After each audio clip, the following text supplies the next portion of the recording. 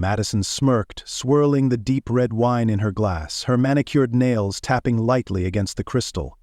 The dim lighting of the apartment cast a soft glow on her flawless skin, her beauty undeniable, her confidence unshaken. She leaned back on the couch, one leg elegantly crossed over the other, and tilted her head at Ethan with a look of amused condescension. "You're crazy, paranoid." Her voice was smooth, almost playful, like a cat toying with a mouse. "Seriously, Ethan, you need help." Ethan didn't flinch. He didn't argue. He had learned that was exactly what she wanted. His frustration, his outbursts, his desperation. She wanted him scrambling for her approval, doubting himself, questioning his own reality. Not this time. Instead, he simply reached into his pocket, his fingers brushing against the cool metal of his phone. With a single press of his thumb, the voice recorder activated. He placed the phone face down on the coffee table, the screen dark and unassuming. "Yeah," he said evenly, his voice devoid of emotion. "Maybe you're right." Madison's smirk widened. She thought she had won. Ethan spent the rest of the night listening to her lies, absorbing every casual dismissal, every insult disguised as concern. He let her think she was in control, that she was untouchable. Meanwhile, his mind was already working 3 steps ahead. The silent hunt begins. The arguments stopped after that night, at least, from Ethan's side. He no longer accused her of anything, no longer pressed when she came home late with flimsy excuses, no longer asked why she smelled like a different brand of cologne than the one he wore. Madison took it as a sign that she had successfully manipulated him into silence. She had seen it happen before, with exes, with friends, even with coworkers. If you say something with enough conviction, people start to believe it. Ethan wasn't like the others. While she was basking in her victory, he was gathering proof. Every night when she slipped away for her girls' nights, he recorded their conversations.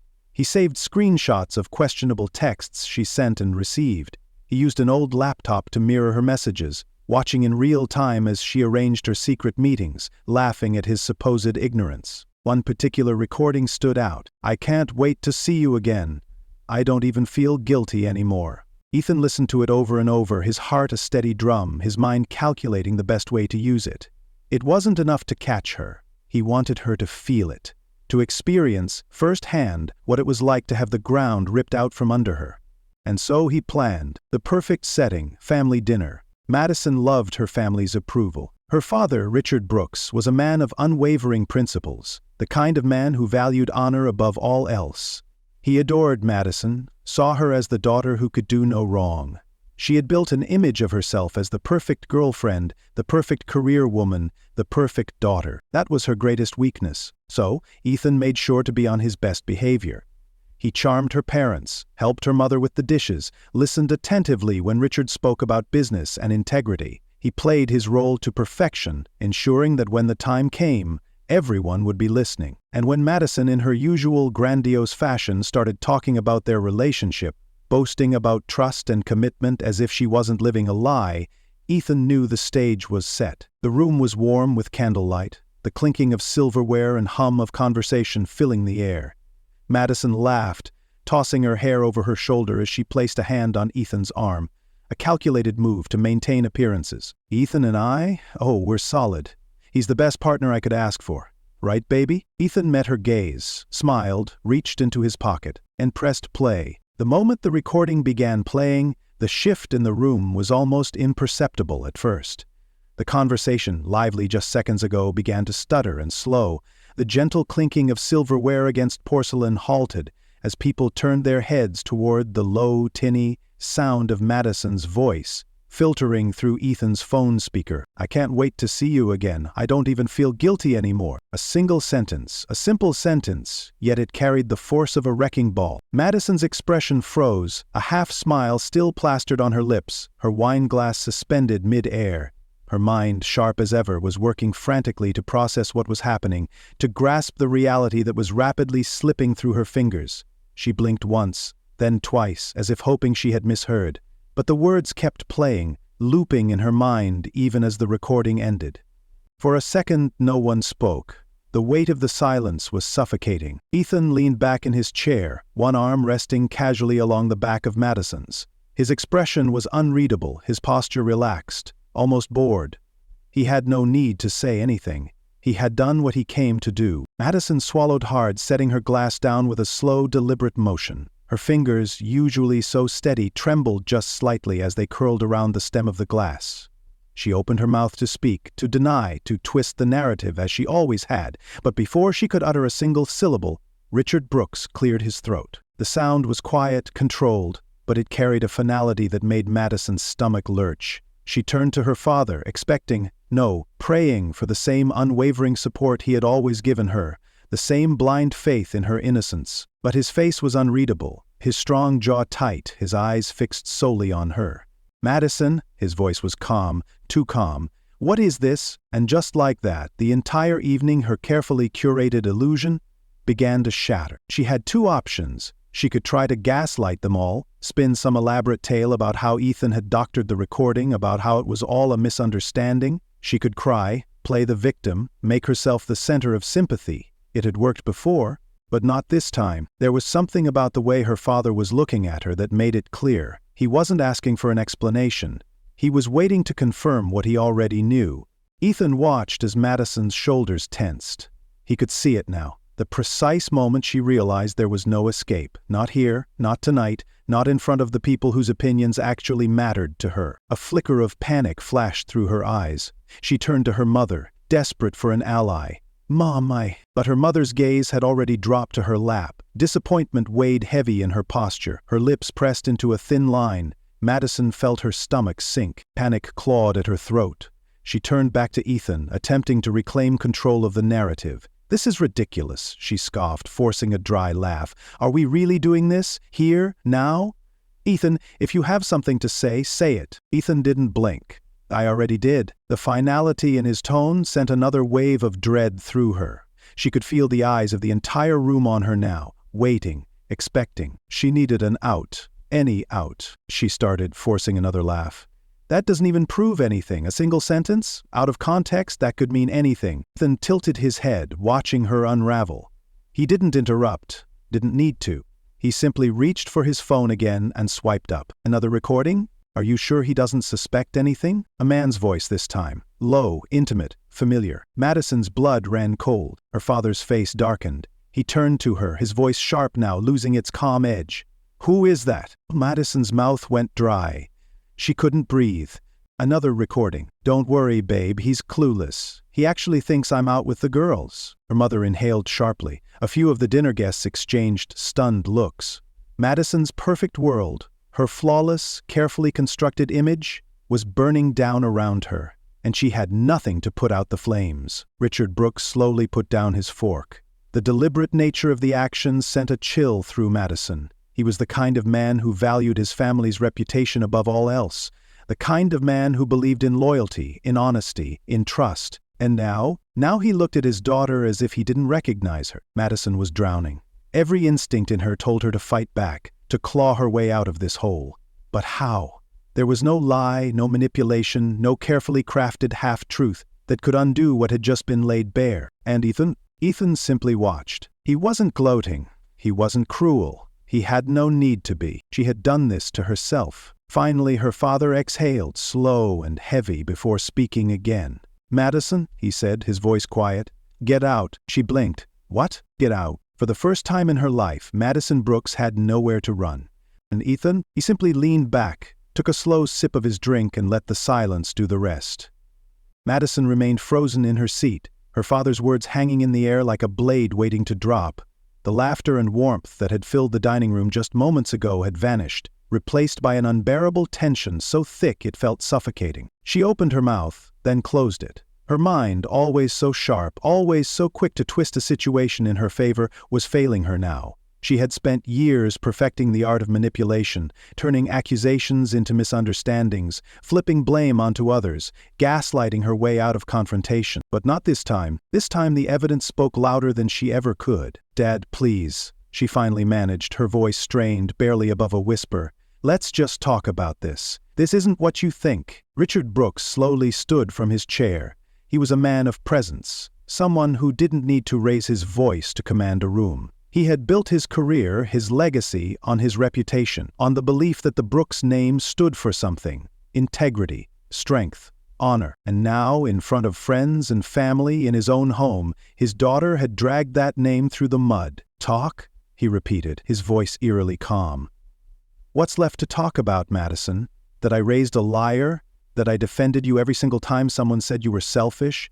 That I believed in you when you told me Ethan was being paranoid?" His disappointment cut deeper than any anger ever could. Madison shook her head, her vision blurring with the sting of unshed tears. "No, Dad, it's not like that. It was a mistake. Ethan, who had been silent up until now, finally spoke. His voice was steady, measured, as he leaned forward, resting his forearms on the table. "Which part was the mistake, Madison?" he asked, his gaze locked onto her. "The lies? The gaslighting? Or getting caught?" She turned to him, eyes pleading. "Ethan, no," he shook his head. "You don't get to call my name like that, not after everything, not after making me question my own sanity." Her lower lip trembled, but Ethan's face remained unreadable. He had spent months preparing for this moment, waiting for the exact second when her mask would slip and she would realize she had no escape. He had thought, maybe, that he would feel satisfaction, that watching her world crumble would bring him the catharsis he had been craving. Instead, all he felt was a quiet, hollow sort of relief. He didn't need revenge. He had the truth. Madison turned desperately to her mother, but the woman simply looked away, her hands gripping the tablecloth so tightly her knuckles had gone white. Her mother had always been the one to make excuses for her, to soften the blows when she messed up, but not tonight. Tonight, even she had nothing to say. Finally, Madison's shoulders sagged. She had lost. With shaking hands, she reached for her purse, then stood, pushing her chair back. Without another word, she walked out. And Ethan? He didn't watch her leave, because he had already moved on. The moment Madison stepped out of the dining room, the silence remained. No one rushed after her, no one called her back. The weight of her exposed deception still lingered, heavy and suffocating, like the remnants of a fire that had consumed everything in its path. Ethan finally exhaled, pushing his chair back with deliberate slowness. He wasn't in a hurry. He had done what he came to do. There was no need for gloating, no reason to rub salt in an already festering wound. The truth had been its own executioner. Across the table, Richard Brooks remained standing, his fingers pressed against the wood as if grounding himself. His jaw was tight, his usually composed face betraying the storm of emotions beneath. He had spent his life valuing loyalty, believing that the strength of a family rested on the foundation of trust. And now, he had been forced to confront the fact that his own daughter had shattered that foundation. He turned toward Ethan. "You knew," he said, his voice quiet but firm. Ethan met his gaze without hesitation. "I suspected," he admitted. "But I wasn't going to accuse her without proof." He let the words settle before adding, "Not like she did to me." Richard sighed, rubbing a hand over his face. He suddenly looked older, as if the weight of the evening had aged him in mere minutes. He had always believed Madison had a sharp mind, a strong will. But now he saw what that will had been used for. Not for ambition, not for success, but for deception. His wife, Caroline, finally spoke. "Ethan, I'm sorry." Her voice was barely above a whisper. She had spent years seeing her daughter through rose-colored glasses, convincing herself that Madison's charm wasn't manipulation, that her confidence wasn't arrogance. But tonight, there were no more excuses left to make. Ethan shook his head. "It's not your fault." Another silence followed, not as suffocating as before, but still heavy with unspoken thoughts. Guests exchanged uneasy glances, unsure if they should excuse themselves or stay, unsure if words of comfort would even be welcome in such a moment. Richard straightened, regaining some of his composure. His voice, when he spoke again, was resolute. "Ethan, you deserved better than this." Ethan offered a small, humorless smile. "I know." And with that, he stood. He didn't feel the need to stay any longer. There was nothing left here for him. No loose ends, no unfinished business. He had walked in carrying months of frustration, anger, and betrayal. He was walking out without them. He reached for his coat, slipping it on with ease, and took one last look at the table where everything had unraveled. Madison's empty chair, the untouched plate of food, the remnants of a life he had once thought was his. Then, without another word, Ethan walked away. He didn't look back, because there was nothing left to see. The cold night air hit Ethan as he stepped outside, a stark contrast to the suffocating heat of the dining room. He inhaled deeply, filling his lungs with the crisp air, as if cleansing himself of everything he had just walked away from. The weight that had sat on his chest for months had finally lifted, replaced by an unfamiliar but welcome lightness.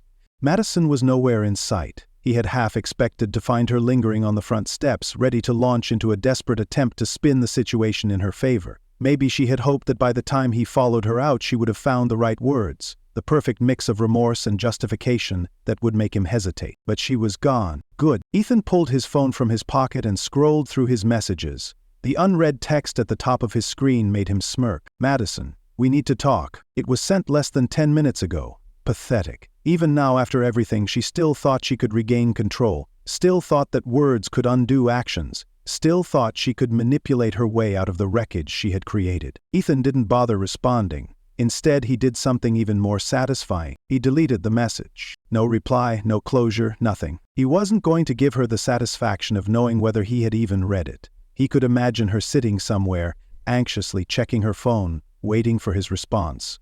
Waiting for another chance to explain, to excuse, to crawl her way back into his life. But she would never get it. Ethan walked toward his car, unlocking it with a press of a button.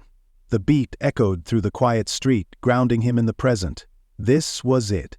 The final chapter. No more suspicion, no more anger, no more waiting for the inevitable. As he settled into the driver's seat, he let out a slow breath, gripping the steering wheel as he stared at the empty road ahead. It was strange, really, how endings always seemed so much bigger in the moment, yet so insignificant once they had passed. He had spent so much time preparing for this, picturing how it would all play out, imagining the moment Madison would finally be exposed for who she truly was. He had thought that maybe, when it was all over, he would feel something more, vindication, maybe even triumph. Instead, he just felt a small buzz from his phone pulled his attention back. Another message. "Not from Madison. James, drinks tonight? Let's celebrate your freedom." Ethan smiled to himself, shaking his head as he put the car in drive. Yeah, that sounded perfect, because for the first time in a long time, Ethan Carter had nothing holding him back. And that was the best revenge of all. The end. Would you like any refinements or a different kind of conclusion?